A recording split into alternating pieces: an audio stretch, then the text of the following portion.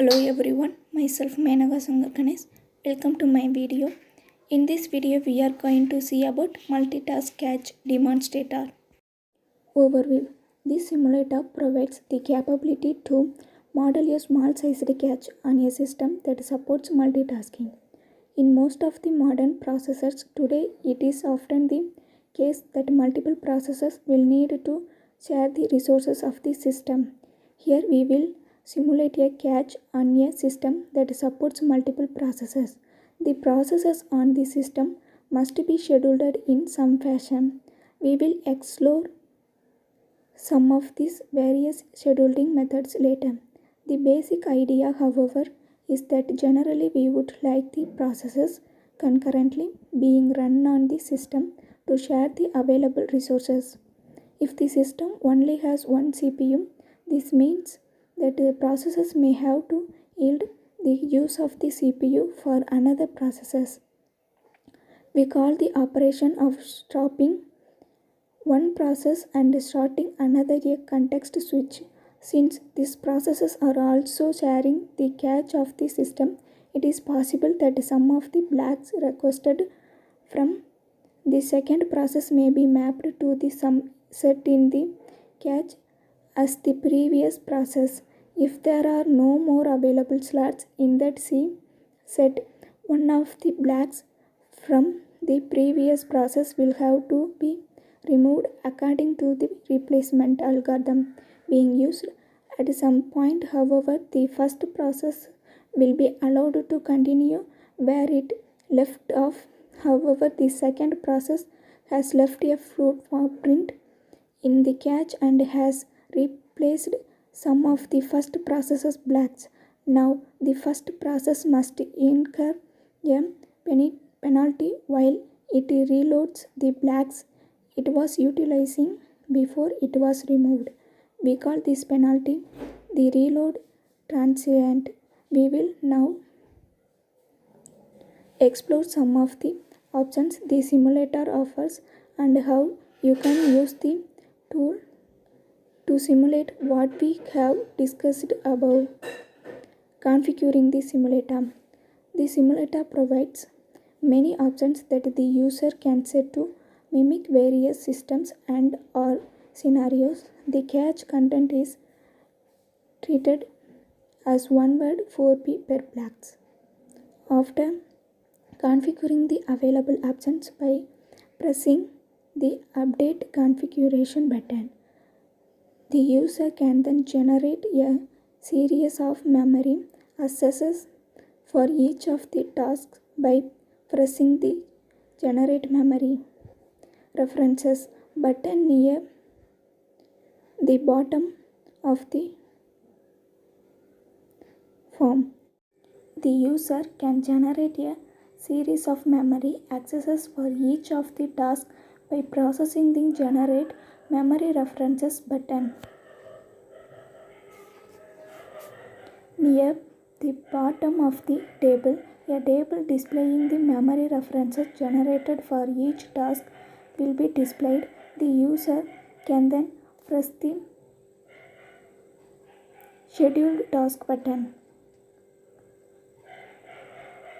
and the series of memory access will be ordered scheduled according to the algorithm.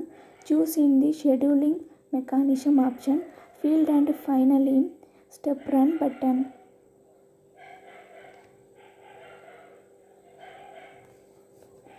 Can be used to show the state of the cache at the various cycles. The cache will show which task under the corresponding block is currently occupying a slot, and you will also note that the memory references will be highlighted bold when a given misbos result of a reload transition. Directly under the cache is a series of git miss reload transient cells that will change color based on whether this last cycle resulted in misses reloaded. Many statistics recording the cache are displayed at the bottom of the page Cache size. This option specifies the size of the caching number of blocks. The cache size must be greater than or equal to the hashtags of sets in the cache hashtags offset. This option specifies the associativity of the cache or simplicity. The number of sets that the cache contains, the number of sets must be less than or equal to the cache size. Replacement policy. This option allows the ability to set the algorithm that will be used when a given cache block must be replaced due to a complicit. The LRO algorithm uses an again method that will set setage of blocks in a set according the time they were last assessed. The block that has not been assessed in the longest amount of time will be replaced. In FIFO algorithm will replace the block that was added to the set first. The RAND algorithm will replace a random block from the set scheduling mechanism. This option allows the ability to set the algorithm that will be used when scheduling the task and the corresponding memory request. It is assumed at time 0 that all of the generated memory requests are waiting to be received. The memory reference is assumed to use once time slice.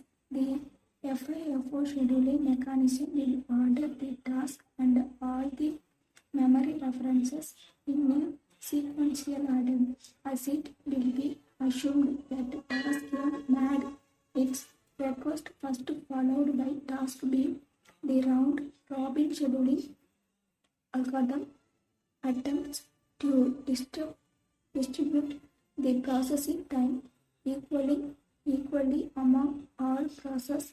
It will allow a given task to run until its time slice has EXX that by the process will be printed and the next task will be allowed to run the form. The same time slice, the priority based the scheduling algorithm allows the user to assign a priority to each of the various tasks.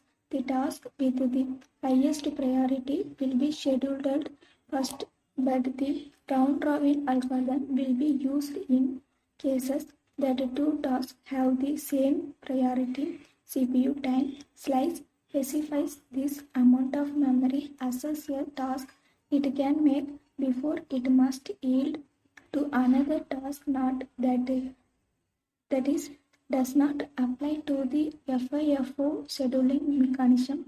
The random access sequence specifies that a random series of memory references should be made based. The other choice is to type in the block request for each task and each reference by hand. If this box is unchecked and you press the Generate Memory References button, you will notice that the technical table of tasks or the corresponding memory request is down. The boxes will be blank and should be all be filled in before preceding locality.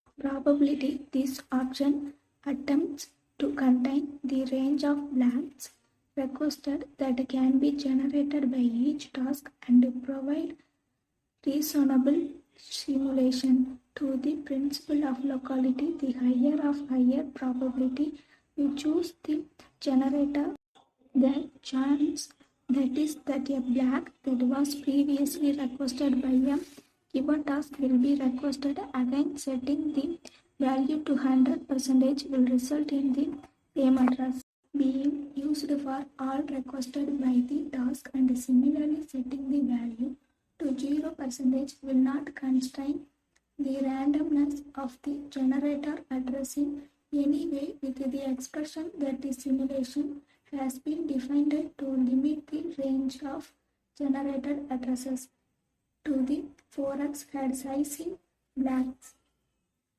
Hashtags of tasks. This option defines the number of tasks to be used for the simulation priority. This option allows the user to assign a priority to each task. The same priority may be assigned to multiple tasks. Allow more than 35 memory references.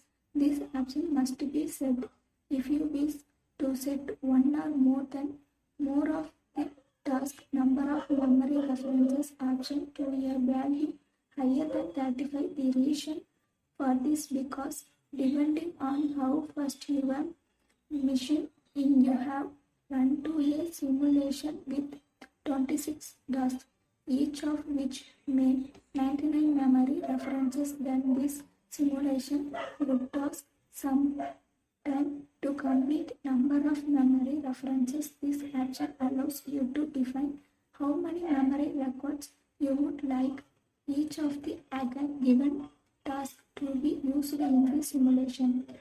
To make, you will note that the task name and the corresponding color that will be used throughout the simulation. This displaying to the left clock options allows control over the number of cycles that are run upon each press of this step or run button. This option can be changed as many times as one wishes throughout the source of a simulation. That's all about the multitask catch demands data. I hope you have understand the concepts of multitask catch demands data. Thank you.